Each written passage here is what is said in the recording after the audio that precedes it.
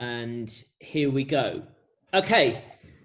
Thanks very much, everyone, for joining. It's first meeting of the SME working group. Still not managed to come up with a snappy title for Digital Skills Partnership Southeast SME Working Group.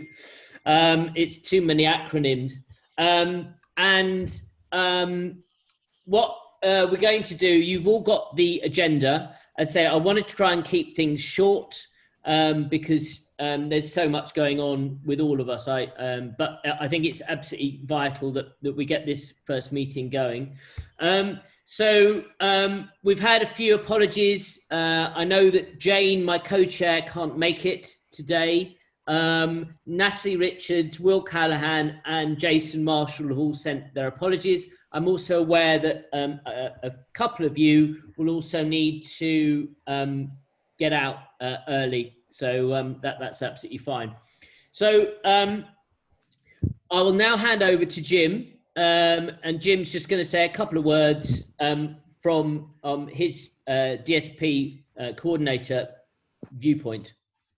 Yeah, and thanks, David, and thanks as ever to all of you sitting around this this virtual table. I suppose what I wanted to do for a couple of you that I may not have been in front of over the last few weeks and months, sort of thing, just set the scene around the DSP a little more. So apologies for many of you on here that have heard this before. Although, looking at someone like Pat Smith, Pat, you were in my early days of DSP, so this probably wasn't this is probably a little slicker than back then. So we're one of 6 digital skills partnerships that are funded by the Department for Culture, Media and Sport. So I am one of 6 coordinators working across 6 LEP or combined authority regions. So we were the newest of the 6. There were 3, and Mark Temple may help me here. I think it was Heart of the Southwest, Lancashire and Greater Manchester, and West Midlands were the first 3, I believe. Anyway, we were second tranche, and so we've been around for about a year now.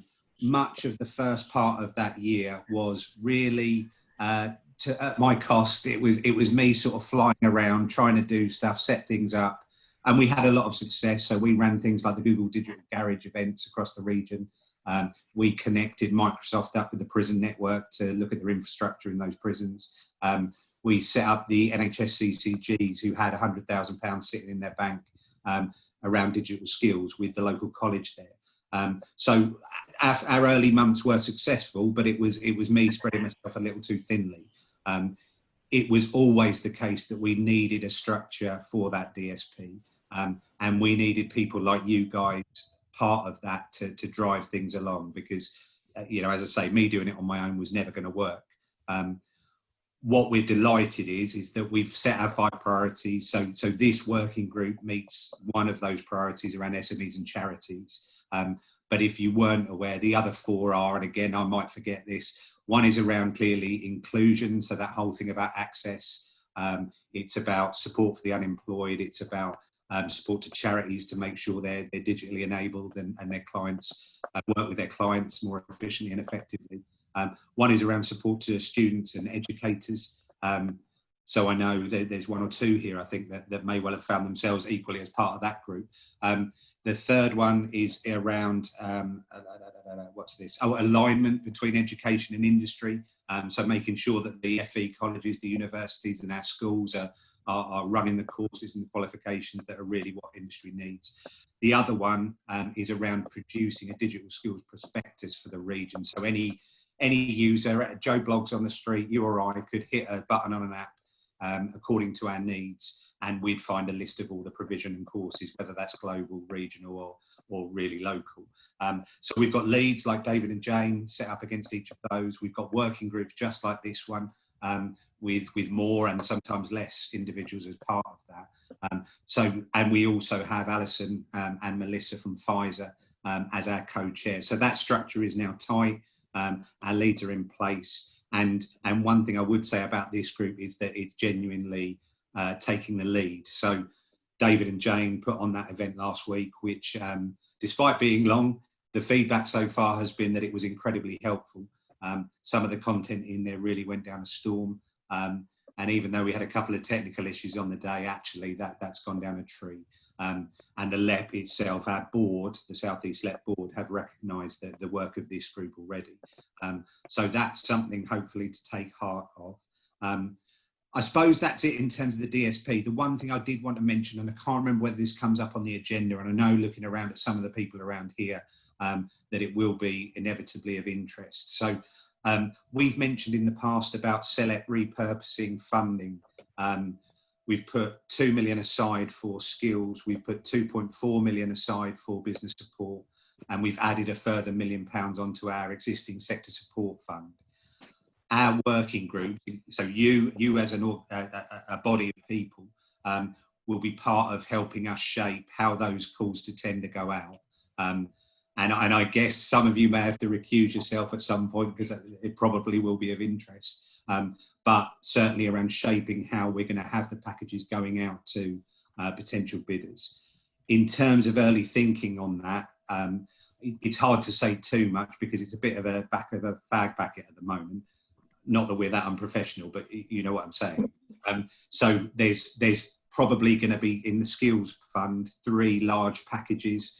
I've seen a figure of 950,000 mentioned for one of those. I've seen £500,000 mentioned, but I've also seen smaller packages that suit more flexible, agile providers that can niche and can hit a gap that we know exists or that they can articulate exists. With the business support, very heavy around the things I've discussed with some of you already. So very much around the digital health check for SMEs and charities, helping them understand the technology open or available to them, and giving one-to-one support around making the right choices and that kind of thing. But it's not about including grants, it's about directing people to the grants that are already out there and that may be coming out elsewhere as well. So I suppose that's quite important considering you're going to be part of helping shape that, but also because some of you around here I know already have shown interest in that kind of thing. So I just wanted to mention that. So the last thing I'll say is thank you again ever so much for coming to this and for the work inevitably that you'll do. We don't want it to be a talking shop, and David's already mentioned that, I'm sure. We want things to happen off the back of these meetings, just as much as you don't want to be sitting here having another 2-hour chat and nothing happens. So that's how we see these working groups. And thanks to David and Jane, I think we'll see that happen. So that's me done, I think. Thank you very much, Jim. Just to pick up a little bit on the event which we held last week, just for your information, what we were trying to do was put a marker in the sand. I'm well aware that, and you will be well aware, that if you talk to people across the Southeast and ask them if they've ever heard of the Digital Skills Partnership, they won't have. And therefore, we have to obviously get over that hurdle initially and really get to the stage where the DSP is well known. So what we were trying to do was obviously flag up that there is something called the Digital Skills Partnership. And what we're also trying to do effectively was position this working group as a powerful unit to drive forward SME digital skills. And as such, we had an online quiz which was asking people around a range of digital knowledge questions. And we also sent out a questionnaire afterwards, which also asked people what they thought of it, what they would like to see, and also areas in which they felt that they would like to know more. So in a sense, the event last week was the taster for what this group will be. Jim, I think we're I guess sifting through the questionnaires. Have we had many back yet? I wish I could say we've had 72. We've had 3 so far. Okay. But I'm sure they'll come in over the next couple of days. Fine. Well, that's the advantage of doing a poll live at the event, because they've got nowhere to run. So I'm just going to quickly introduce myself for those of you who don't know me. I'm David Taylor. I am a business communications specialist. I have a company called DNA6, which works in a number of different ways to help businesses communicate effectively with all the different stakeholder audiences. I work with growth hubs and I work with private clients. My background is purely comms. Horrifically, I realize I've got a 28 year background in comms. I started off on a manual typewriter at a local newspaper. So that's what I do, is comms. Jane, who has sent her apologies today, Jane is my co-chair, and she's also very much partner in crime, driving things forward with me. She runs a company called Successful Mums, which has trained thousands of women returning to work. So very much both of us are absolutely passionate about training and supporting organizations in what is an increasingly scary world. So what have we got to do as a group? So we have been tasked by the Digital Skills Partnership with 3 key aims.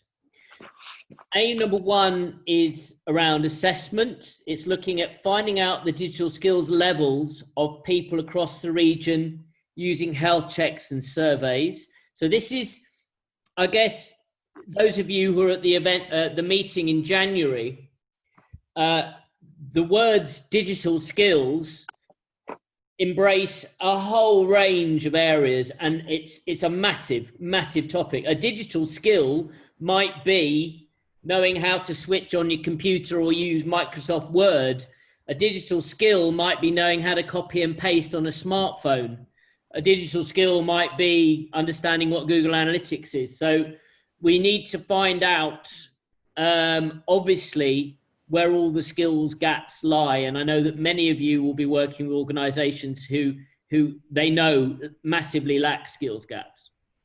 Secondly, we'll be looking at, okay, once we've established where all the gaps lie, it's understanding what education, so what training in terms of events, courses, online training, offline training is needed, but also, and I think this is even more important in some ways, is retraining staff within organizations who don't have them. I think one thing which has become really evident as a result of COVID is that many businesses have moved to a virtual setting, and unfortunately, a lot of their employees have really struggled because they just can't do it. They need to be going in the office and seeing Doris and going by the coffee machine and chatting to their mates, and they can't do virtual settings, and they can't do cloud computing, and they can't work off their phone. So I think retraining is going to be an absolutely vital area. And then the third one is around diversity. And it's ensuring that a wider group of people as possible have access to digital skills. Now, what we do know is that we have a very wide range of people across the Southeast, all of whom have a huge amount of potential, and it's really tapping into that potential no matter who they are and what their background is. So those are our 3 aims. So what are we trying to do? Well, again, we've been tasked as a group with producing a strategy by the beginning of September. And that strategy will be a document which sets out how the Digital Skills Partnership for the Southeast will support SMEs, businesses, and charities across the Southeast region going forward.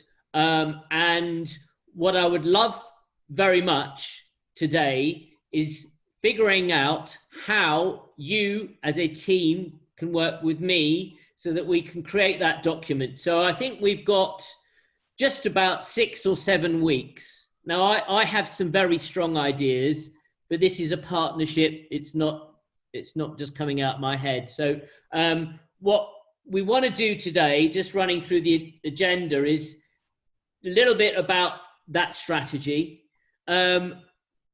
Clearly, we've got some brilliant people in this group. And what I really want is to use your knowledge, use your networks, then also get some agreed contributions. As you are aware, and we're all of us aware, all of us are doing this for nothing. It's entirely voluntary. I will personally be responsible for delivering the strategy. What I don't want to be doing is tearing my hair out at the beginning of September, realizing I've actually got to write the whole thing myself. That won't be good. So, and also then we will look at any ideas for other events. So clearly we've had a good first event. It had its moments. It had good points and it had bad points. But what we want to do is figure out if we have a strategy. Strategy is all very well, but we don't want anything which is going to sit on a shelf and then not be implemented. What we really want to do in a year's time, and what I would love, is if Jim could go back to CELEP and say, we've actually helped 15, 20,000 businesses across the Southeast in the last year. We've helped a number of different sectors. We've enabled a huge amount of college leavers to get jobs, and we really helped support the Southeast in what is going to be, unfortunately, a quite scary time economically. So that's basically the introduction. As I said, this group together, we will be tasked with coming up with a strategy, and that strategy, I think Jim alluded to it earlier, the strategy will have funding attached to it. So if the strategy says we would like to support 1,500 manufacturing businesses, to support them around key digital skills, what we'd like to know is how much it would actually cost to help those 1,500 businesses. So if it costs £6,000, then we would allocate a £6,000 figure to that. Therefore, when the strategy is delivered, then CELEP can see that we have a working document which has got proper costings by it. Those costings would then be reviewed and hopefully would be agreed on.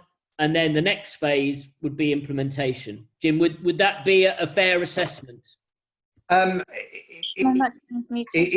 would be, I suppose, when I'm talking about influencing the funding, it's about this group saying this is the gap, this is what we know needs to happen out there. Absolutely. So that totally reflects what you've just said. I think, you know, in terms of this specific, using the example of the 1,500 manufacturing businesses, for example, from what I've seen in the early, go at what their funding will look like, you know, that very much will be part of 1 or 2, or if not 3 or 4 of the packages. So it won't be that, for example, that let's say that costs 10 grand, that we then run a 10 grand fund for organisations to work with 1,500 businesses. It will be that we as the working group have informed you that manufacturing engineering needs a particular support. We recommend that you put your funding towards that or whatever. And I sort of mentioned about how when it comes to digital health checks, for example, you know, I shouldn't be naming names, but, you know, if I'm thinking of Mark, for example, Mark Modena, for example, with Winning Moves, you know, inevitably, if a package comes out that's, I don't know, I'm not putting you in a position here, Mark, but, you know, if it's a £400,000 package that's around supporting SMEs to understand the possibilities of technology in terms of efficiency and productivity and all that kind of thing, then, you know, it may be, as I say, that Mark might choose to, at that point, step aside, because sitting part of this working group, influencing that funding and then bidding for it afterwards may not quite work. But I think you're talking about September, aren't you, for the strategy? That absolutely works, because the board will agree the final funding come their meeting in October, and that will be when the button is pressed for funding tender opportunities that go out to organisations across the left and beyond.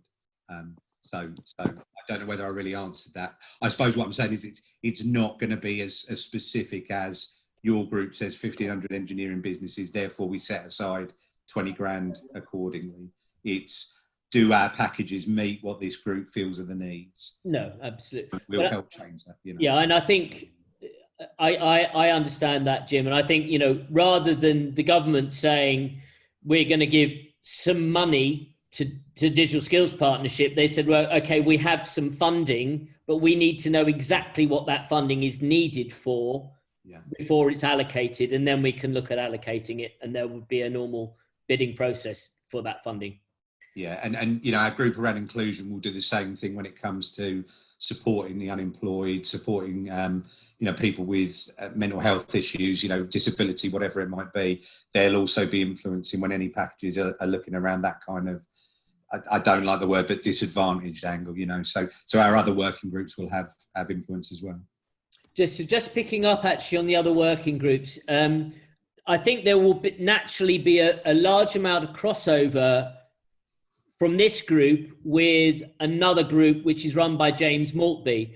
And one of the aims of the Digital Skills Partnership will be to create an online resource. We're looking at potentially a website, which may have something like skillssoutheast.org, and that would be a resource website but also potentially you would also have an app.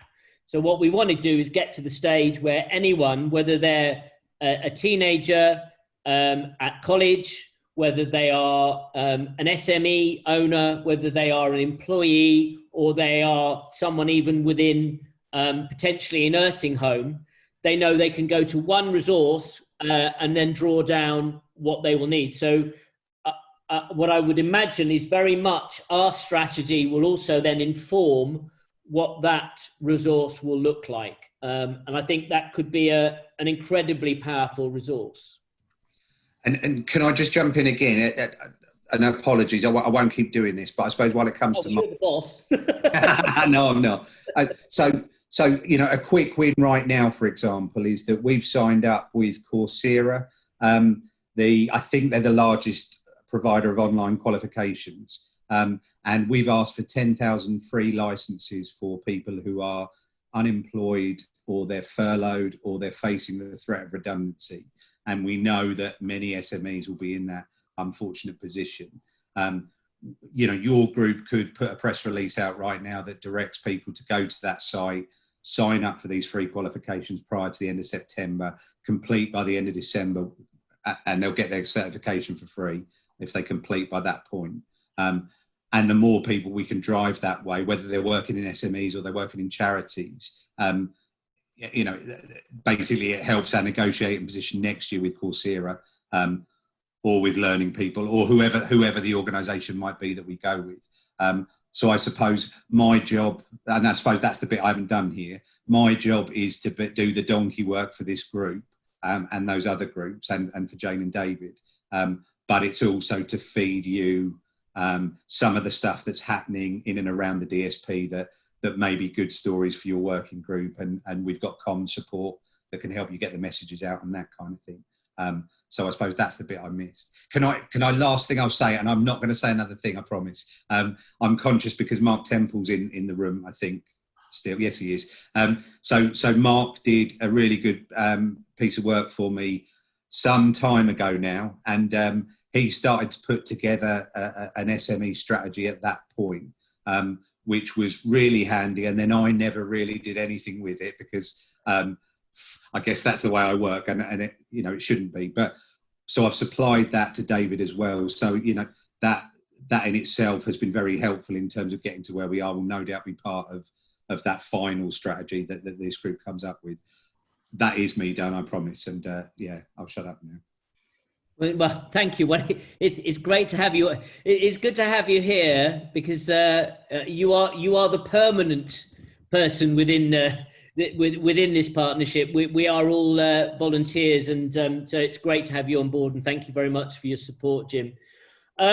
So I guess now what we're trying to do is move to a position where collectively we can start creating some form of strategy. And Mark Temple, it might be worth you and I having a separate chat if you drafted something so we can go through what you drafted. Happy, David, happy to. Thank you. In terms of then moving forward, we've got the 3 areas. What I would suggest, and again, it's only a suggestion. Danny, did you have a point? Oh, you're just sticking your pen up. No point, sorry. That's right. It's a suggestion only that if we've got the 3 areas, clearly within this group, we've got specialists in all of those 3 areas. And what it would be great is if I could establish which of you would like to go into one of those 3 areas. So whether it's assessments, whether it's training and education, and it's around diversity. So I guess because we've got quite a lot of people, I'm actually going to call from top left on my screen anyway, and then we'll just go round. And then if you want to say, well, I think what would be useful, say who you are, what you do, and then maybe which of those 3 you would be interested in. So before I start, are any questions or clarifications that anyone has? Can you just clarify the 3 areas again? Sorry. Yes, absolutely. So number 1 is assessment. So it's assessing what are the skills gaps which are there within the Southeast region. And this could be anyone within businesses, whether it's small, large businesses or charities. And then assessing how can we best find out what those skills gaps are. So that's number 1. So number 2 is, okay, so if these are the skills gaps, what on earth are we going to do to plug them? And how will we do that? So how can we plug the knowledge gaps? What do we do? Do we do online training? Do we do in-house training with organizations? Do we do events? Do we do large events, small events, pop-up events? So that would be very much around education. And then the third one is around diversity. And that's making sure that as wide a group of people across the communities within the Southeast have access to digital skills and can use them within the workplace. And just going back to the second point, because you did mention it earlier, but it's really important to say this. Retraining in terms of, some of these SMEs that are, I hate to use the term, but are going to hit the wall, over the next few months if they haven't already, retraining into, opportunity jobs with a dearth of vacancies, sectors that are on the rise, that kind of thing. How do we switch, small retailers, or how do we switch hospitality, that kind of thing into, software development and, that kind of stuff where we know the jobs are and are going to continually grow. So that's, yeah. Interestingly, even around retraining, I know I've been talking to West Sussex County Council, and their economic development officers are going to require retraining because what they will be doing as in their job will change, and many people's jobs will change. And it's about ensuring, as I said, as Jim points out, there are lots of very, very healthy organizations, but the only way they're going to stay healthy is if they can upskill their team. And so therefore retraining is absolutely key. So Danny, if I could start with you then, if you again say who you are, your organisation, and a little bit about which of those three areas you would like to get involved with. Sure. Hello, everyone. My name's Danny. I work for Sleeping Giant Media, so we're a search and social agency in Folkestone.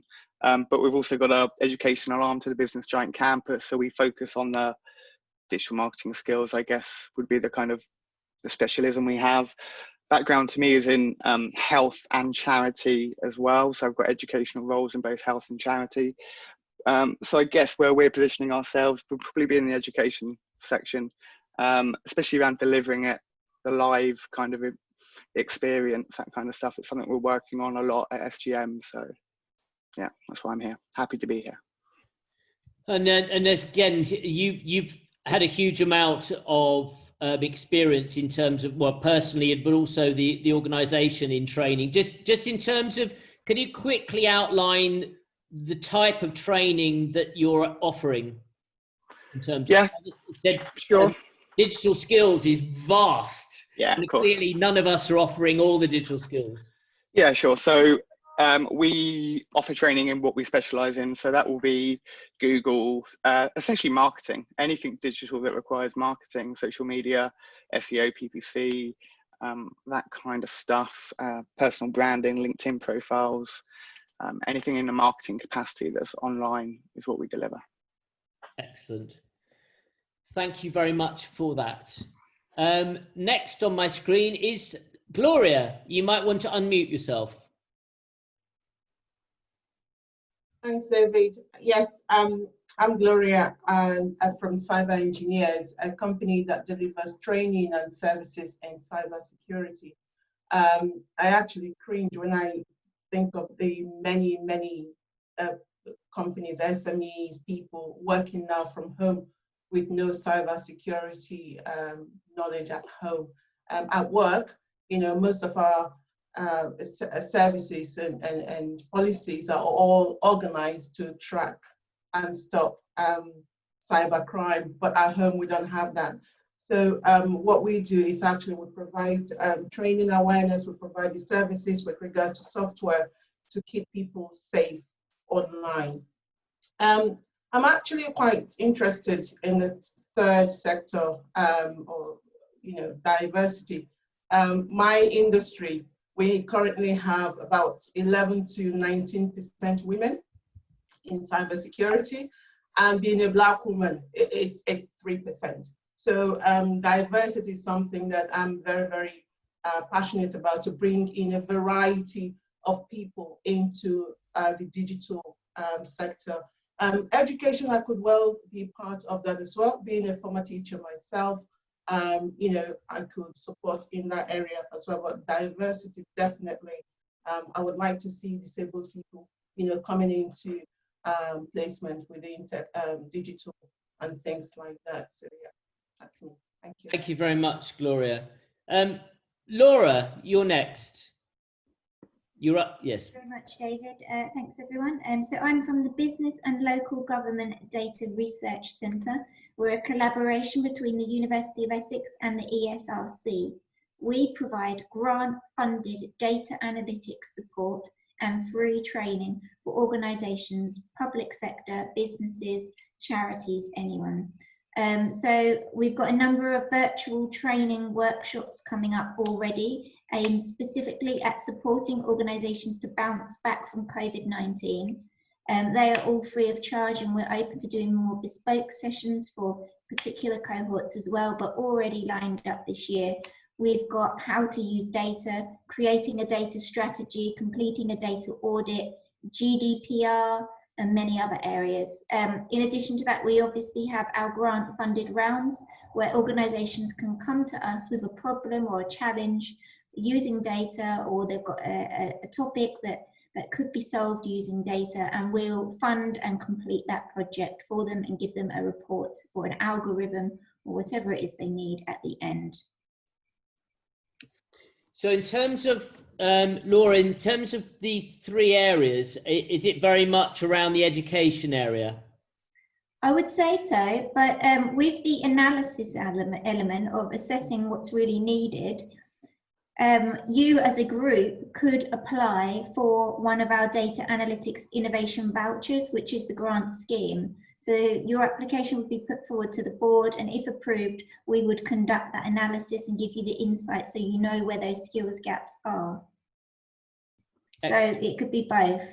That's very useful, for very much about the assessment and also the education piece as well. And also the impact after the initiative, to know that what you're doing is working well. I mean, that could be another application to us, and then we would conduct that analysis for you.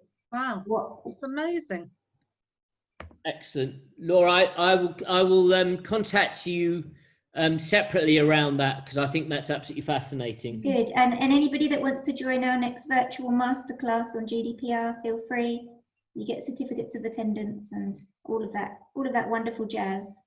Laura, did you want to, if you stick up on the chat, the link, and because I know you've got 4 or 5 events coming up, so if you could just put the link up, that would be useful. Yeah, sure, no problem at all. I'll put the next one up so you've got it. This is for the masterclass, and then anybody that wants to attend, it's open to anybody, free of charge. And as I said, if there's any other skills gaps or areas of interest that you want some webinars on, I'm more than happy to put those in the diary and get those set up for you. Brilliant. Thank you very much, Laura. Thank you. Next on my screen is Mark Temple. Hi, David. Well, Mark Temple. I run the digital ministry, which in essence is a digital consultancy. So I work with a lot of LEPs around the country. As Jim has mentioned, I've done some work with CELEP themselves around their digital strategy. Similarly so with Cheshire and Warrington, and currently doing some work with Humber as well. So a lot of work with those guys, as well as the central government, and then some training providers around the country. So I've got a fairly broad perspective on this one, really. So I have fingers in probably all 3 pies. So I'm going to take the politically correct stance, or the politician's answer, and say I'll fit around where there's gaps, David, because I can equally fit into all 3 sectors there. So, I probably allow some of the experts to add to it, and then slot me in accordingly. Well, as I said, I think it would be very, very useful that you and I have a separate conversation anyway, Mark. It may well be that you are supporting me in actually collating all the information and giving me the expertise you've had from working with the other LEPs. Yeah, happy to do that. And, I think the positive is that CELEP are pulling these groups together, and there's a real drive for action and activity, which isn't always the case elsewhere in the country. I promise you that. Yeah, well, I know I've done a lot of work with growth hubs, and I've also looked at business support around the country, and unfortunately, in many ways, it's woeful. As an aside to you as a group, I do think that this working group has the opportunity to do something really quite amazing and innovative, and actually show people exactly what what support is actually needed for businesses today. So this is a really good opportunity for all of us. Thank you, Mark, for that. Kit. Hello, I'm Kit, as he said. So I run a company that's focused on diversity and emerging technology. So when I talk about digital, I mean all of that side of things. So cyber, RPA, AI, machine learning, data, that's the ambit for us. And what we do is a mixture of training and retraining. Sorry, my phone is vibrating. Training and retraining for underrepresented groups, and then working with organizations to understand how to build the environment of inclusion necessary for those folks to thrive. It's the two have equal prominence, if you like. So you won't be surprised, but I'd like to stick in the diversity camp, but also depending on kind of how things are spread out, to look at that retraining piece, because it's such a massive aspect, particularly if you have people with some digital skills. So perhaps not perhaps even on the marketing side of things, that maybe want to move into what we might call more kind of emerging technology disciplines. If there are organisations that where we can give people another hat to wear, that's definitely something I'd like to be involved with. And I'm going to be, just as an aside, partnering with Gloria on some stuff, also focused on looking at specifically gender and ethnicity, and some work we'll be doing with some organisations in the Southeast. So hopefully it will tie in and we can support each other. Brilliant. I think, Kit, it's incredibly useful to have you on board, and I would very much hope that you would be able to guide the diversity section through. From a personal point of view, I should say at this point, I actually used to be a colleague of Alison's at the Federation of Small Businesses.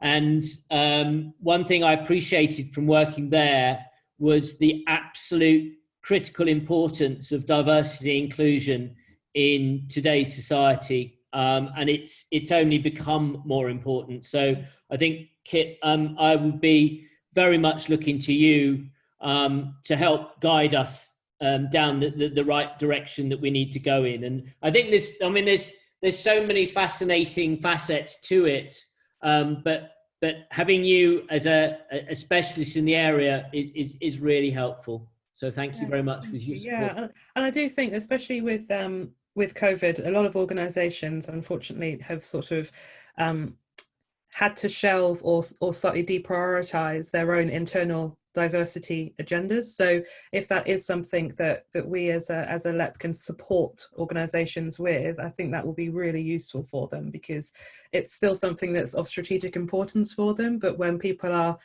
balancing budgets and dealing with potential redundancies, etc., something like diversity can seem like a luxury, but as you've just said, it's highly crucial. So to be able to provide some kind of support and guidance for them would be great if we can do that.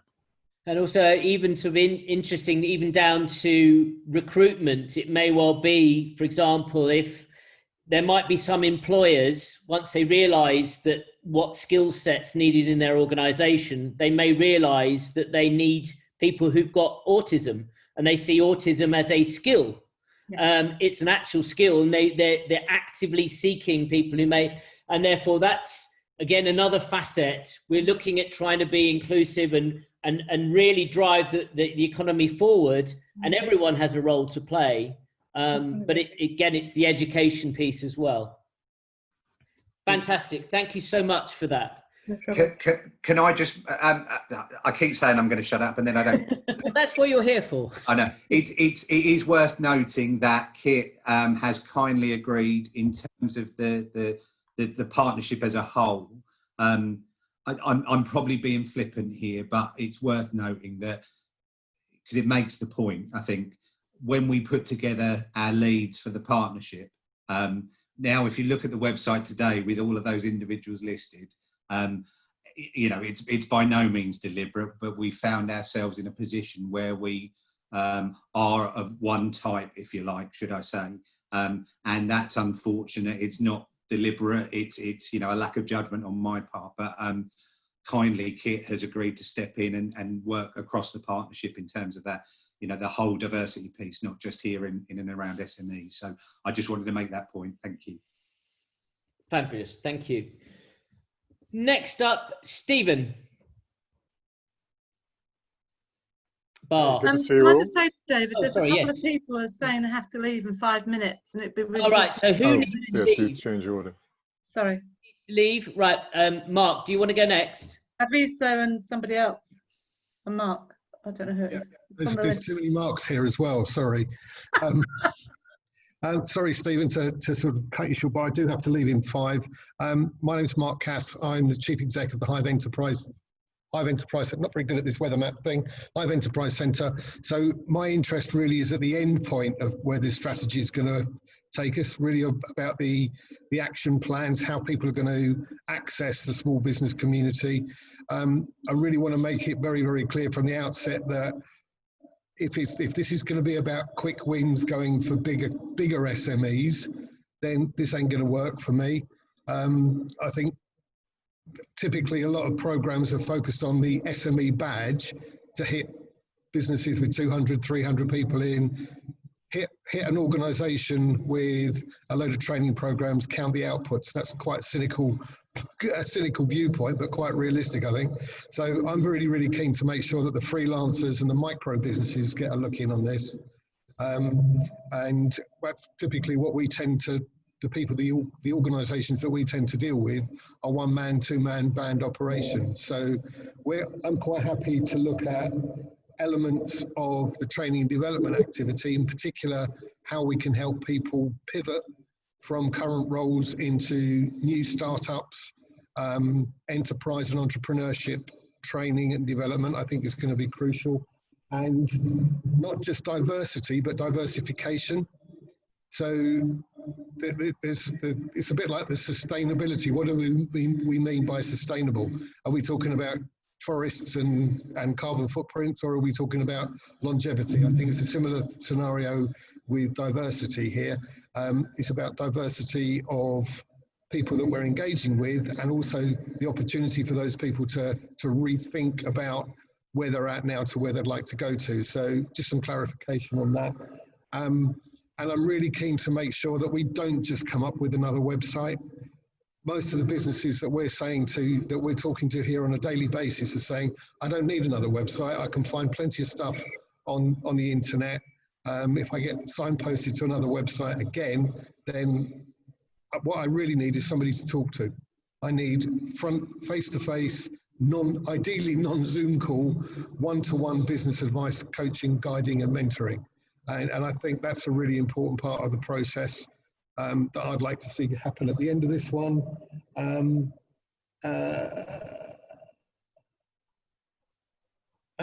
that's it. And finally, sort of a shameless plug for not the organisation that I'm working for, but that always helps. So desks are available, everybody. The flexible workspace industry, because the flexible workspace industry, and I sit on the board of the Flexible Space Association, gives you immediate access to very large populations of micro and small businesses. So engaging with the likes of the Hive Enterprise Centre in Southend, but equally the bigger players across the regions. And we've got the largest region in the UK that we can tap into, and that covers some very, very big players in the Flexible Workspace Association. So if it's about direct access to the right sorts of people, I think it's very close how we can work closely with the industry.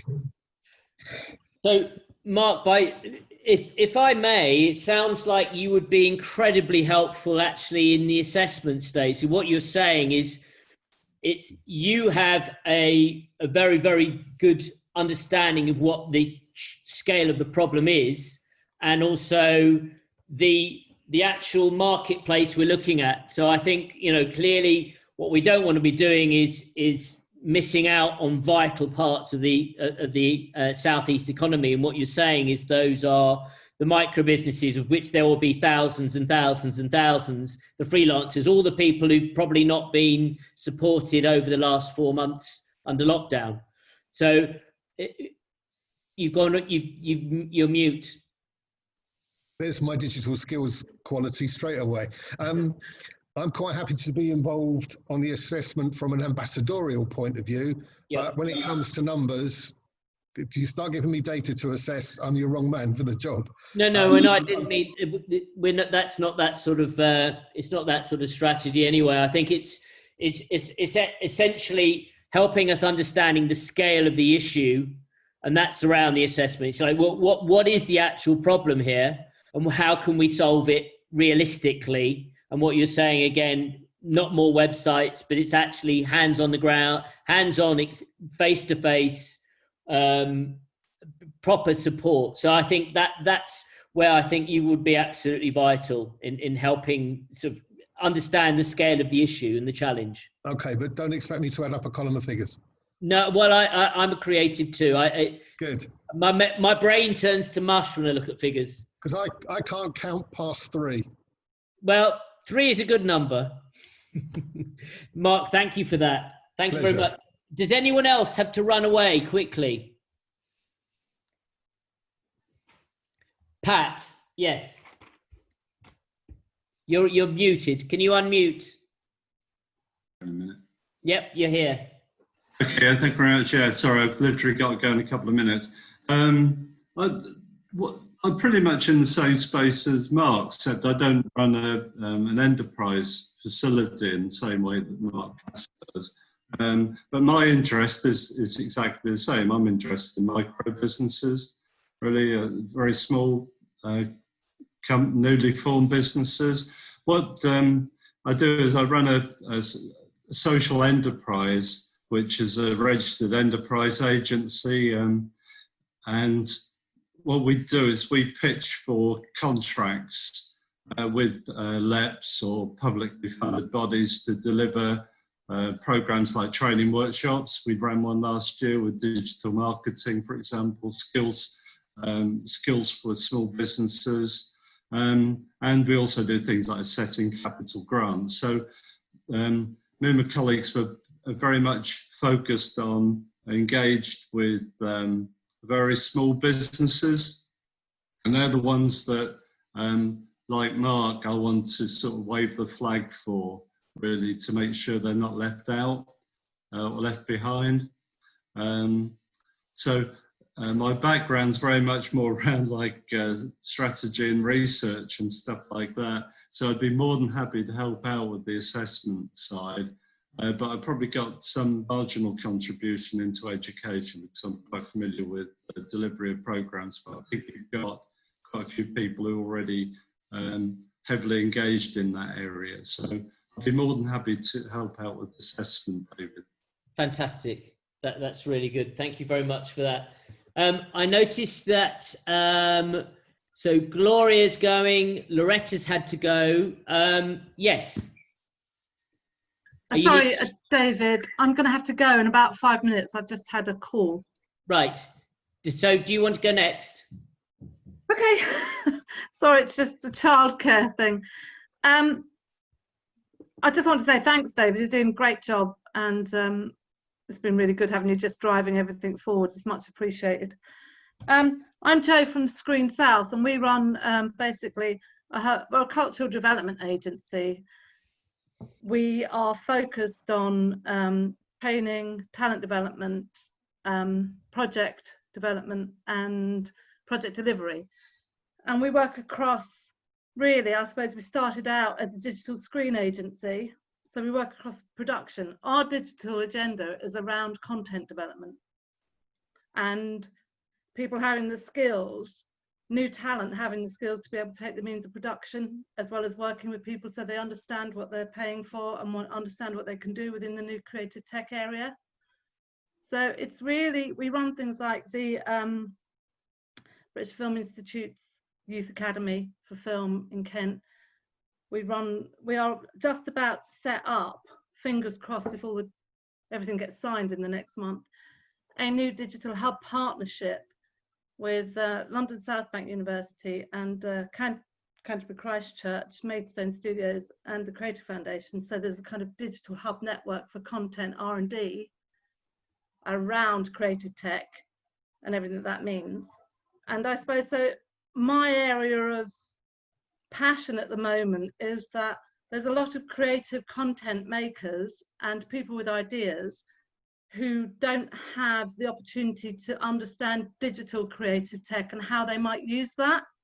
So they might be working in the live space and they do not know how to move across into creative tech and bring all those skills from creative to craft into the digital arena.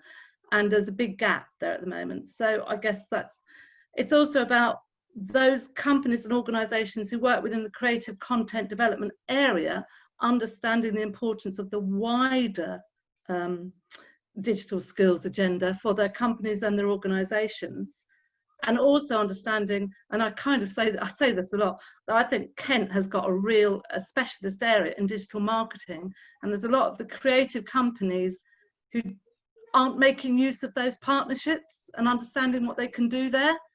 So mine is about collaboration and convergence, really. One of our programs is called Create Converge, and that's a partnership, it's an inter-European partnership, which I led with Herts University to bring together that idea that all sectors can benefit from creative skills convergence, so that the gaps, the silos that we all fall through sometimes, can be more interestingly brokered. I suppose, if you know what I mean. You guys probably do know what I mean by that. A lot of people wouldn't know what I meant by that. So that's where we sit.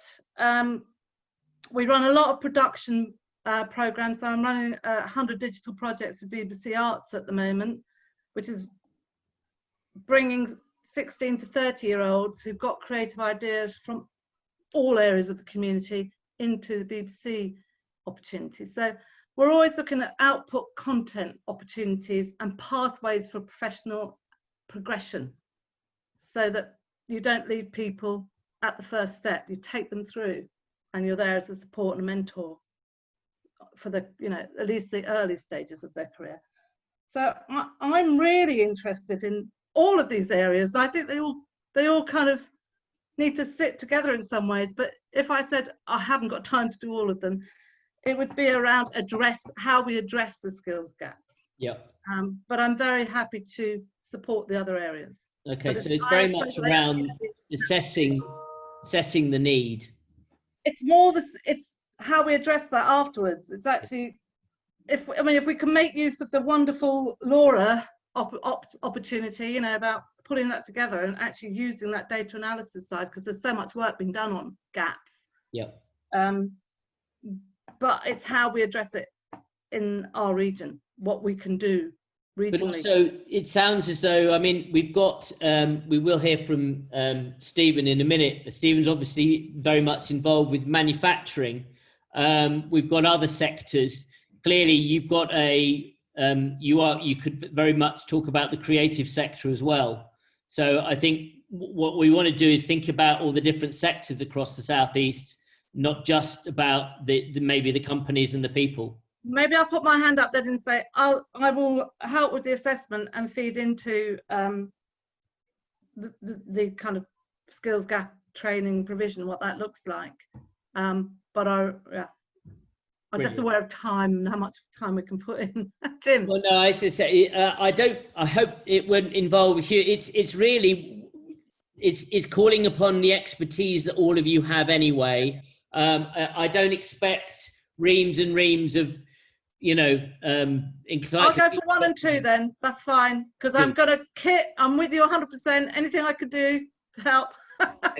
and Joe and David and everyone here, remember, when you're talking about that kind of thing, I'm here to do the doing. So, it's more or less you guys identify what needs to happen and I'll make sure it happens. Yeah, I'm very happy to work across 1 and 2, David. The other thing that Joe hasn't mentioned and is important to say as well, and it ties into that infrastructure of the LEP, is that Joe is also our crossover between the Skills Advisory Panel, which is the statutory body as part of the LEP. So Joe sits on that as well as an important part of the SAT, as well as here at the DSP. So Joe's our sort of crossing everything. And I probably should also say, Jim, on that I am chair of the Creative and Digital Skills Guild for Kent and Medway. But I think there's so much going on. We need to consolidate all these little chair places and get them under one. It's crazy amount of different things going on, really. David, very happy to help in any way. But I do have to go. I'm really sorry. Thank you very much. Lovely to meet you all. Thank you. No, is anybody taking any minutes? So we know. I am. Oh my goodness! All right. The whole thing's being recorded as well, so you'll be able to, if you just quickly, it'll go onto YouTube on the CELEP YouTube channel. I'll send out the link, but then you could just if there was a bit you missed, you could just fast forward to it. I know you'll get on to next steps and how we can expedite that, so I'll pick up on that then by doing that, David. Thank you. Thank you very much. Caroline, you have to go. Do you want a quick word before you go now? Yeah, I can do. Just quickly to say, I'm from Southend Borough Council, so senior EDO there. If I'm happy to get involved in however I can help. Obviously, I've got good business contacts across Southend, and also with the education sector, so I can link in there. So it's one or two I would think would be the best links for me to help with. But yeah, happy to help however I can. That's fantastic. And you've got to go now, so thank you very much for your time. It's okay, thank you. No worries at all. So Stephen Barr, sorry, I'll come back to you now, unless anyone else needs to run away quickly. Stephen, over to you. I'm just waiting for the moment. Yeah.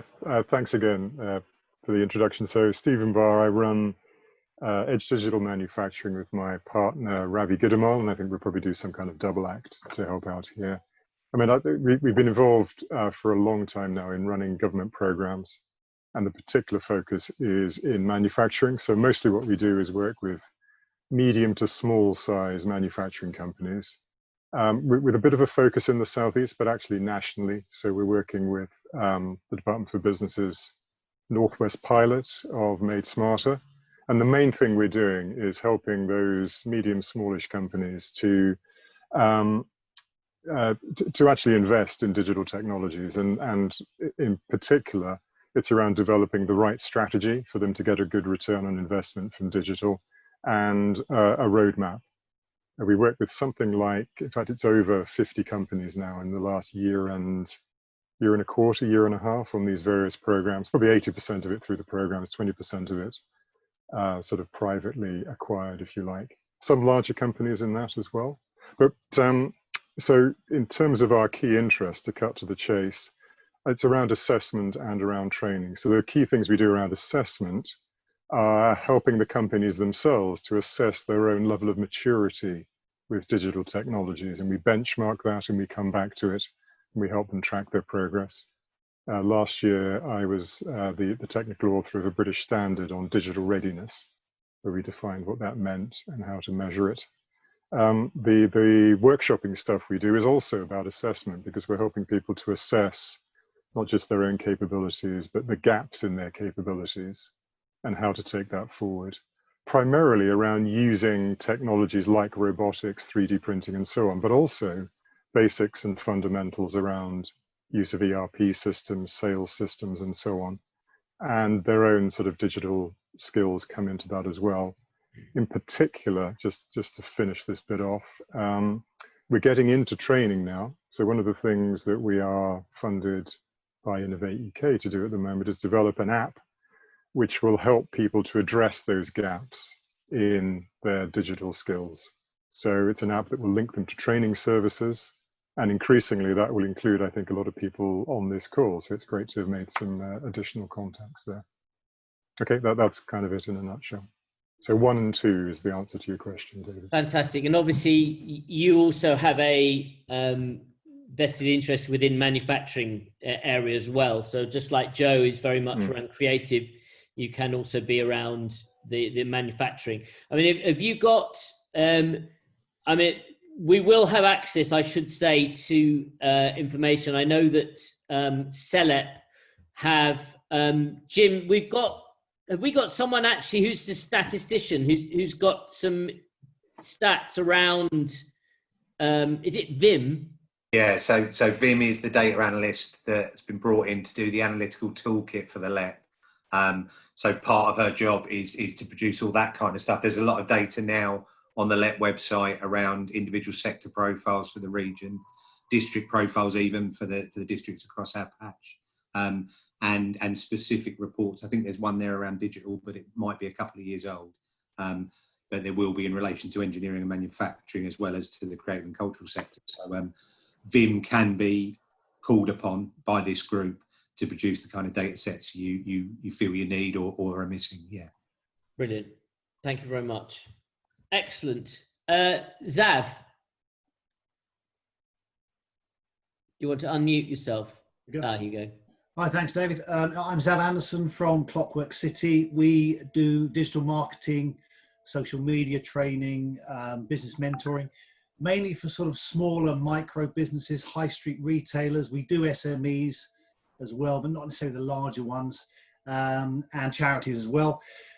One thing we aim to try and do is engage the unengaged, which we find, especially with the retailers on the high streets, etc., it's very difficult for anyone to get in touch with these people. We've trained about 3,000 people in the last couple of years from the high streets, etc., around the country, and virtually every single one has never heard of their LEP.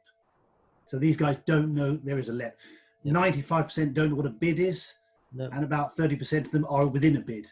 So there's a communications challenge there for a lot of these people. So, onboarding these sort of people and getting these people to understand what we're offering, often what we have to do is actually go out on the street and actually meet these people, which is time consuming, but almost the only way to do it. So this is one of the challenges we have. The training we do is always face-to-face. We've always been face-to-face, small groups and then one-to-one. But since March, the entire business model has changed and it's now webinars and via Zoom, because we had kind of no choice. We were in the middle of delivering to Lancashire DSP and Greater Birmingham, Solihull LEP, and some various other places as well. So it's a sort of a blended approach we're doing at the moment, and going forward, I mean, I don't know what Danny finds, but yeah, any face-to-face training is going to be probably quite challenging for a while. And then you've got all the other, apart from actually onboarding the businesses, you've got the challenges of these high street businesses when they're available to attend training. There seems to be a reluctance for them to do online training. To get them actually to do the online, to stay with the online, is quite a challenge, which is why I guess we sort of we came up with this more of the face-to-face training for digital marketing skills. But so I mean, as we've got Danny on board, I mean, obviously I would be happy to do education, but I'm sure Danny will probably have that one pretty well covered. So I'd be happy to do that one, or maybe on the assessment side. We've done some work for people like Winchester Council where we've gone out and we've actually assessed what the needs are before we do the training for the whole of the area. So I think that's a really important thing before you start, making up these training programs and trying to get them out there. You've got to figure out if people want them and what they actually want, trying to identify what is required. So well, I think the assessment phase. What I would say, Zav, is that I mean there are within this group a number of trainers, and you could argue that many of us overlap. However, I think the scale of the challenge is so enormous that it's about everyone working collaboratively. So I think it would be great to have you and Danny and Lucy and Jane all providing input on training and assessment. I think your input would be very, very much sought after in terms of trying. I mean, I think it's the scale of the challenge. One thing which I was doing a conference a while back, and someone said, people don't know what they don't know. And they say, well, I don't need digital skills, or I don't even know what digital skills are, or whether I need them. And then you've said that people said, well, they don't really like online, but then they never make themselves available for face-to-face. They said, oh, I can't give up half a day. Right, so you can't give up half a day and you don't do online. So how are we going to do it? In your head? In your sleep?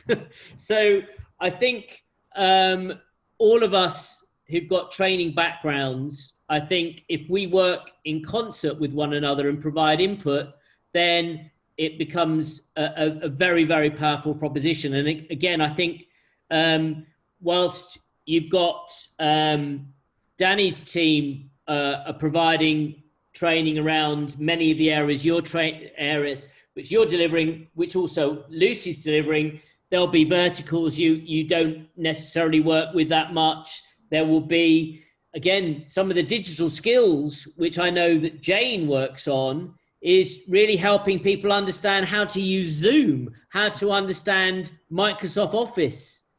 A lot of people don't even know how to use PowerPoint properly. That's a digital skill.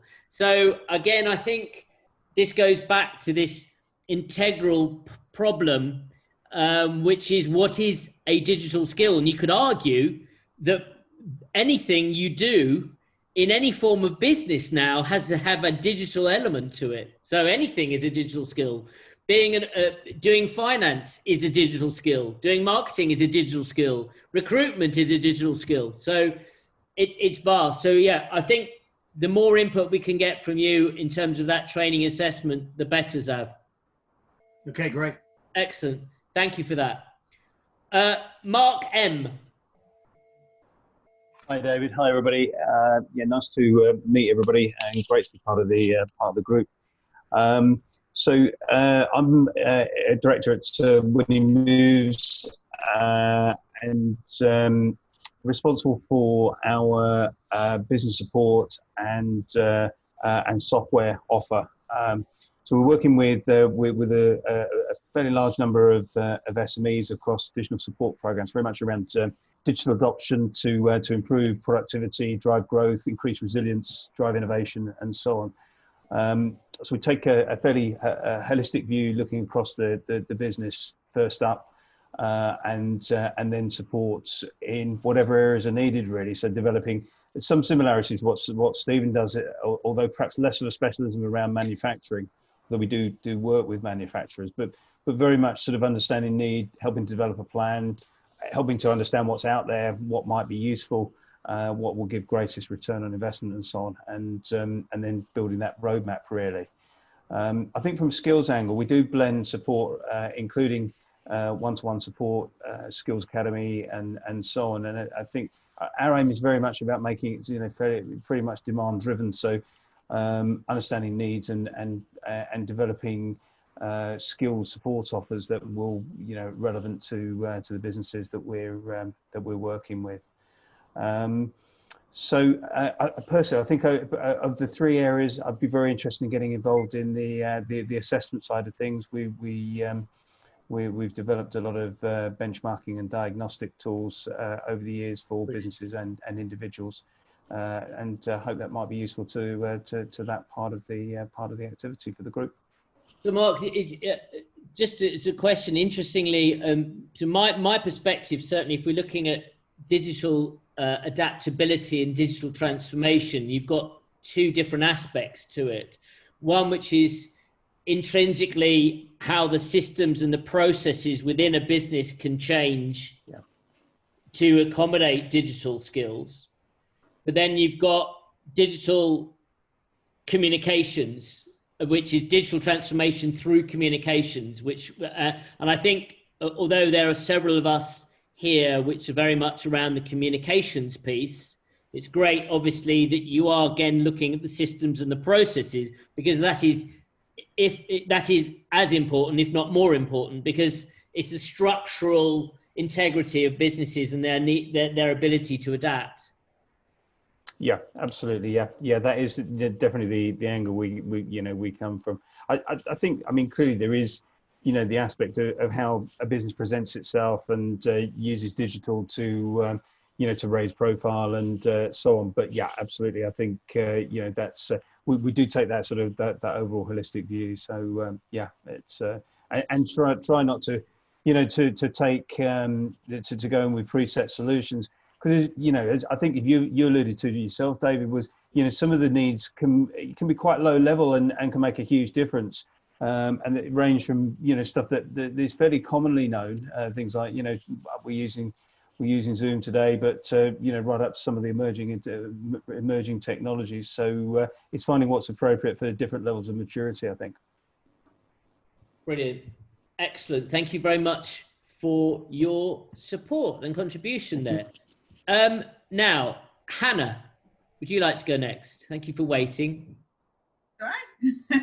Hi, everybody. Thank you, David. I'm Hannah Copel. I'm a Commissioner for Skills Development at Essex County Council.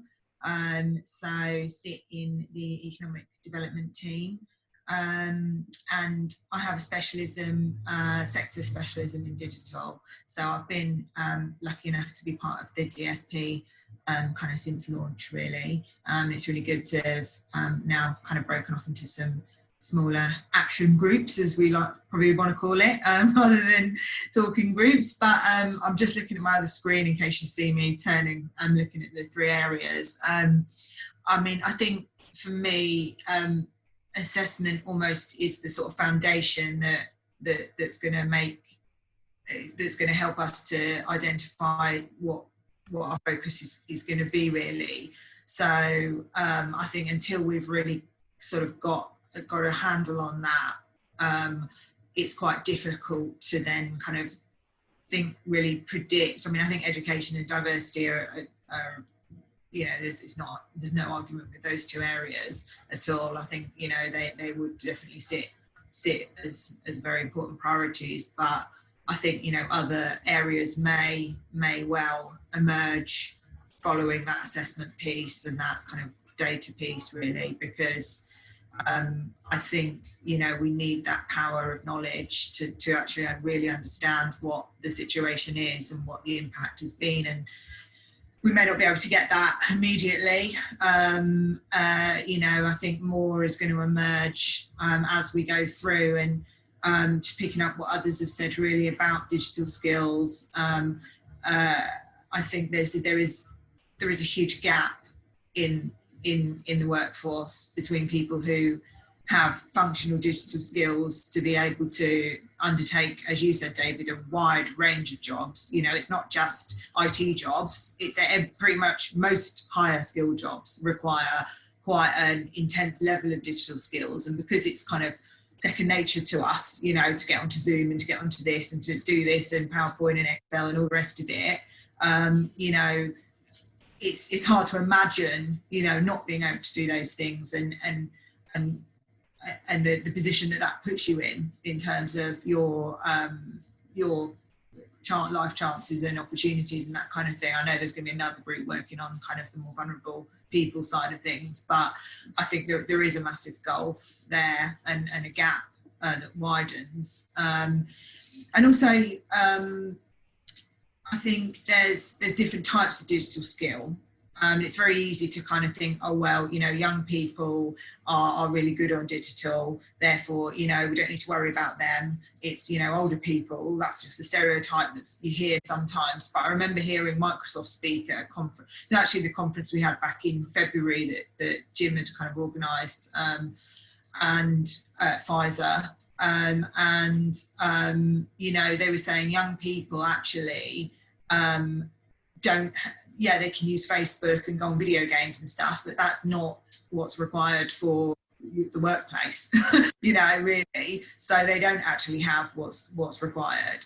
And I thought that was quite interesting. So I think, you know, I'd like to see us kind of really thinking outside the box, really thinking about, you know, how to engage businesses in this very, very difficult climate, and, you know, really understanding what they need and what they can engage with.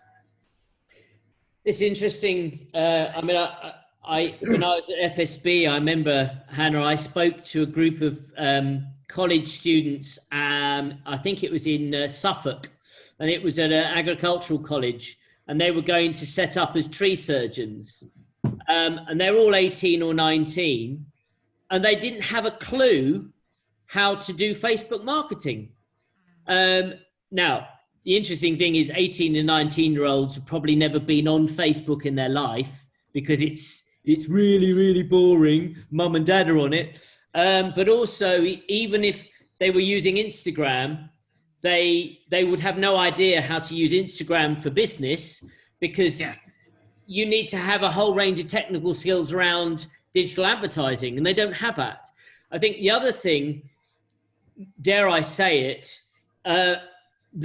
one of the big problems that we've got is 50-something men. Is people like me, actually. So 50-something men who don't like change and won't learn and don't want to learn. And there'll be, I'm sure, Hannah, you come across hundreds and hundreds of businesses across Essex where you meet really, really stubborn business owners who will not change. And you're trying to help them, you're trying to outline what needs to be done, and they just don't want to do it. And they may well have a youngster who comes into the business with loads of new ideas and say, no, you don't want to do that rubbish. And I think it's very much, well, that's where the education piece comes in, is about understanding that you've got some really amazing skills which you could be bringing in, which it's the pace of change. Sorry, Dave. Yeah, it's the pace of change as well. It's just, you know, and actually in this climate, it's even more important now for them to be upskilling themselves, because they will not be able to compete necessarily, and they will become even further behind the competition, and if they're not able to sort of move with the pace of change.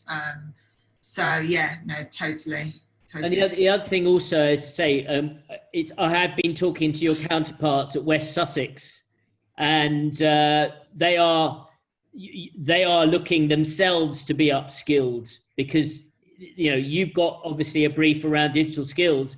I would argue that not many economic development officers have digital skills knowledge, so they might be going around the counties and saying, understanding there's a problem, and saying there's nothing we can do, we don't understand it ourselves. So I think again it's the retraining piece which is so vital.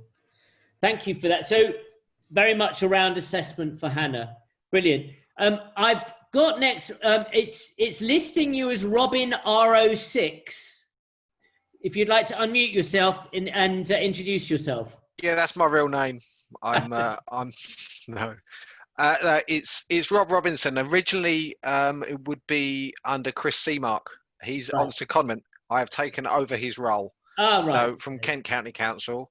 So I'm the Sustainable Business Program Manager.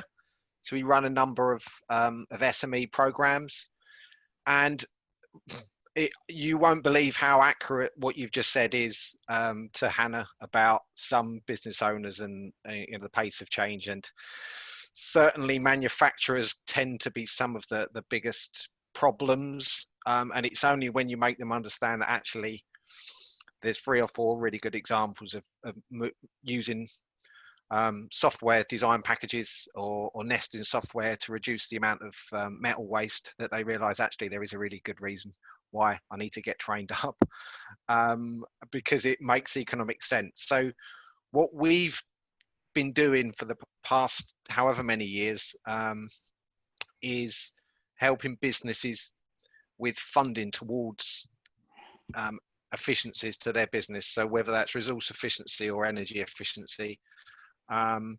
So we've been more of an enabler, but not actually being able to help with the training. We can help with software provision because it's generally ERDF money. ERDF and training do not mix. It's generally European Social Fund. Yeah. So where our sort of specialism is generally the low carbon sector or general SMEs. So we'll have an idea of some of the limitations of what's happening at the moment. But what we're finding as a result of COVID reaction is that businesses that traditionally have been, everyone is out and about in a van, they go into the office, they pick up a load of job sheets, they go out again, they do all of this, that, the other. Now there's an opportunity for people to use PDAs and have data sent to them. They can work remotely, and lo and behold, they're not having to waste loads of mileage. So because there's a green element to it, i.e. an emission saving, we can help them with funding towards those sorts of projects. So we are finding that businesses are going, oh, actually, I could have a terminal server, I could have cloud-based stuff, and we can help with the actual software and hardware, but we can't help with the training element. So there's a little bit of a gap as to what our specialism would be. But I suppose looking at the gaps within the Southeast region with general SMEs and also the low carbon sector. So we're doing a lot of general work with a bit of gap analysis as well on the clean growth arena. Do you work with Clean Growth UK? They're based in Brighton. Unit. Yeah, the Green Growth Platform, yeah. So Lorraine and Zoe and those guys, they're part of the Low Case partnership. So we work across CELEP.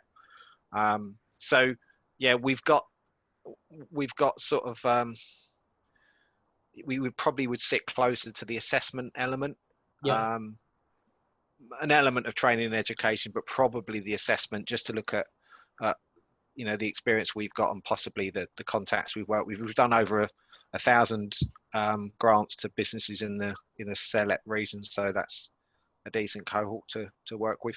Well, I think it's, again, as with Hannah, it's really useful to have people from county council just to almost state what the situation is. And again, I think both of you and also the people in West Sussex have all been saying you know, the scale of the problem is actually far, far bigger. And I think anyone here, I mean, Danny will know, you know, it's horrifying when you realize the low level of skills. Even people who are marketers, they say, yeah, I'm a marketing director, and they don't understand analytics, or they don't understand what an algorithm is. And you're thinking, Jesus Christ, you know, these are basic skills. But I think it may well be that Hannah, I can't remember if it was you, but saying that the pace of change has accelerated so fast that so many people have just been left totally behind. And what they've done is they've said, sod it, I can't be bothered. It's too much, too complicated. And I think certainly my experience of people, if they're in their late 50s, think, well, I'll eke it out until I retire. And then the business goes down the pot because, you know, there's no succession planning. They can't sell the business. And it's, you know, there's still this fear. There's still this arrogance that they know it. And there's still resistance to change. They can't be bothered to change. But I think the interesting thing about COVID is it's been a smack in the face to all the people that didn't want to change. And it says, right, change now, you buggers, you know. So brilliant. Rob, if you could email me through all your details, yeah, that would be useful, and then I can actually obviously add you to the group and Slack and all that sort of stuff. The only thing to add in is I've got sort of a slight vested interest in diversity, not because of the colour of my hair, but my wife works for Kent County Council under a visual impairment sort of background. So the fact that there's a digital skills partnership sort of element that I'm sure that could go into, whether it's, you know, hard of hearing or visual impairment, that sort of element. So well, we don't worry, are Kit, an inclusive not on our group, own. so you can wear many hats if you'd like. You can be. This hair takes many hats. Do not worry. We can be binary or non-binary within this group. It doesn't really matter. Fabulous. Thank you for that, Rob. And again, I was trying to figure out who you were, whether you were a usurper. But no, yeah, I just joined Zoom meetings. 4-hour Zoom meetings are ideal for me. Excellent. Yeah, it's what I do. Hello. Where you are? I'm not down the pub. I'm off to another Zoom meeting. Yeah. Stay occupied. Last but by no means least, Jean-Luc. David, hi, thank you. Thanks everyone. Jean-Luc Brassard.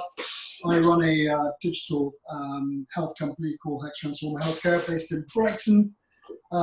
We are one of the beneficiaries of COVID, I guess you could say, in a slightly cynical way, in that we specialize in remote monitoring of disabilities or gait or any illness that allows clinicians to be able to remotely monitor their patients without the patients having to actually come into clinical environments. So when I say we're beneficiaries, we're incredibly lucky that NHSX and NHS Digital, since the pandemic, have started allowing smaller businesses like ourselves to bid for recent remote monitoring tenders that they've launched last month. So we're incredibly lucky. I didn't plan the pandemic. I wasn't in China last year, so, but it has been an incredibly useful 6 to 12 months for us. We're growing our team to about 30 devs, comms people, marketing in Brighton. I come at this slightly differently, I guess, from a lot of people. I'm a member of the digital task group for East Sussex County Council, and I was asked to join that group because I'm also an enterprise advisor. So my interest has been around education. Let me give you an example. I go into schools, I give talks about careers and support teachers, head teachers in meeting their Gatsby benchmarks, etc. And when you talk to kids who are exceptionally au fait with digital, with handsets, with YouTube, with Instagram, and then you talk to them about careers, they say, well, my dad's a plumber, so I'm going to become a plumber. Yeah. And you say, well, What about a career in software engineering? Don't know anything about it. What about a career in AI? What's AI? Yeah. What's that thing on your phone, Siri? Or do you have Amazon Alexa? Yeah, I've got all that. But they haven't got a clue. So when we talk about exclusion, from my perspective, there are almost two types of exclusion. Okay, our industry is a very bourgeois industry. Okay, if you've gone to Harvard or MIT or Cambridge and you live in Frankfurt or London, and you can afford to live in Frankfurt or Paris and London, you'll get a job working for Google and you'll have a fantastic career in this sector. Other people, just by the pure economic barriers of not being able to fly from California or New York to move to London, will not be able to access those jobs. So whilst we talk about exclusion, there is a real barrier, and it's not about diversity per se and color or sexual orientation or anything else. There is actually a barrier to kids accessing careers in the digital sector, whether it's digital health or any other sector. We see that. I'm ashamed to say we've got several people with, I'm not ashamed, but degrees from Cambridge or the Sorbonne on our work, on our staff, but they have the skills we need. So our focus really over the next 12, 18 months is supporting a couple of projects. First is looking at social mobility and focusing on kids who are potentially NEET or people who have gone through that avenue and literally bringing them in with all the risks and burdens that comes with, and literally sheep dipping them for 2.5 years in a training contract. We're not calling it what are these wonderful things that they apprenticeships. We want to give training contracts to these guys, sheep dip them all around the business, and then say, this is an example of what you can achieve if you have the opportunity to do that. The other thing that we are hoping, another project we're hoping to launch this year and next school year, is to work with East Sussex County Council to go across 40 schools across East Sussex. I'm not talking about 40 of the successful schools with middle-class parents who have access to getting their kids jobs and all that sort of stuff. We want to go to 40 of the hard-hitting schools around the county and effectively run e-health competition, Dragon's Den style competition. So again, it's linked to Gatsby, it's linked to careers provision. But really what we want to do is to say, we want you guys to pick an illness, whether you're year 9, 10, 11, whatever, an illness that's familiar to you, and design a remote monitoring product that will help you manage, or your relative or your family member or friend manage that illness. And we want to run that, as I said, Dragon's Den pitching events, and I'd love to get some of you guys involved to sit on the panel to get to a culminating in a final event where we will actually manufacture the winning product for the winning school. And by that, what we hope to achieve is to hit at least 50,000 pupils, family members, and tell them about AI, about remote monitoring, about automation, about robotic process automation, about machine learning, and about careers, and how you can get a career in that space without necessarily going to the Sorbonne or MIT or Cambridge. And it is possible. And that's really our focus. So I guess the answer to the question is, for me, in terms of the areas, would be possibly straddling 2 or 3. I'm interested in diversity, but not from a diversity of color or anything else. Social mobility aspect, isn't it? It's social mobility. It's about opportunity, from my perspective, and opportunity for all. And I think Hannah's point was absolutely bang on. You can talk to kids about stuff, they just don't understand AI, but they're super familiar with phones and videos and all that sort of stuff. So long-winded, but yeah. It's fascinating, really fascinating. I mean, I think, effectively, you're almost talking about digital skills of tomorrow and making sure that we've got a generation, well, for those of you who are not au fait with terms, we're talking Generation Z, who are affectionately called Zoomers now. So the Zoomers, who Jean-Luc has quite rightly identified, the Zoomers are going to be our future, and they will need skills, and many of those skills will be digital. And I guess what we're trying to do is broaden people's horizons to saying, well, there's no reason why I couldn't, decide to program or go into AI or, go into some research element rather than having a very blinkered view. So I think, Jean-Luc, it would, again, as with everyone else, I would very much value your input. And I think certainly the social mobility element, but also I think you again, if your work with East Sussex County Council, and in terms of understanding what the skills gaps are, I think that would also be very, very useful. And I would really respect your input on that. I think, well, I don't know about you, and I'm absolutely fascinated by the group of people we've got here. It's an incredible cross-section. What I would like to do now is, I've got a good understanding of everyone here. What I might do is contact you both as a group to summarize what we've looked at today, but certainly I think it would be very useful to have some one-to-one email conversations. We have got Slack. That is very much available to anyone to use. I would like to use it, but I know that it's another digital skill which people have to acquire. It's also another channel, and some people would rather have a channel like they need a hole in the head. But what it would be great is if we can obviously keep this conversation going within this group. I would certainly encourage everyone within the group to communicate with one another. And it may well be that I look at other ways that we can keep the conversation going between meetings.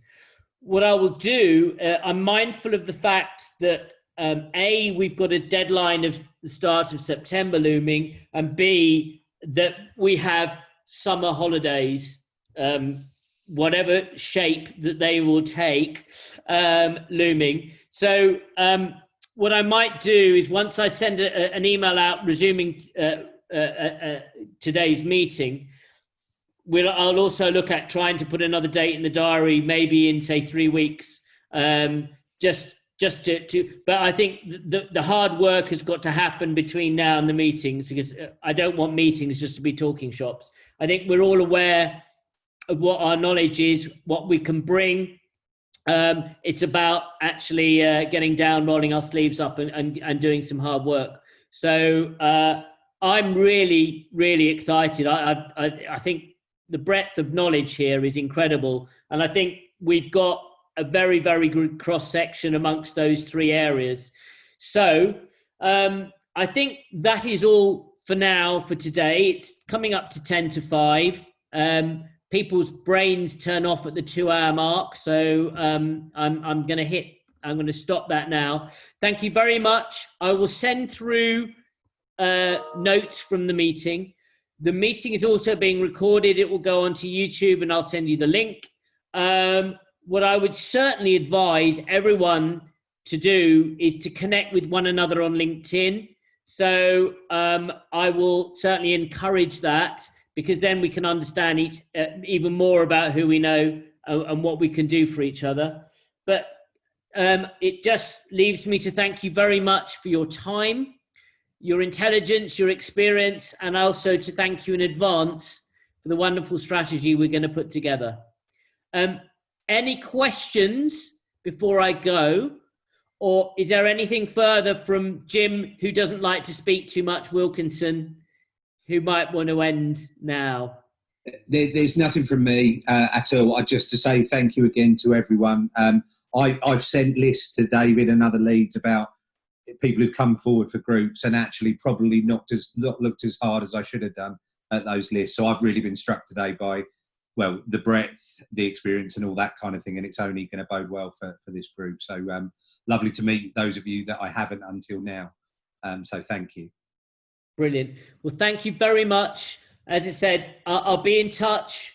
So I'll be in touch tomorrow, but I think also I want to explore as many one-to-one meetings within the group as well, so we can actually take things forward, because group emails are a nightmare, but actually it's a necessary evil for the moment. Thank you very much. Enjoy the rest of the day, and I'll speak to you all soon. Cheers. Bye. Thank you.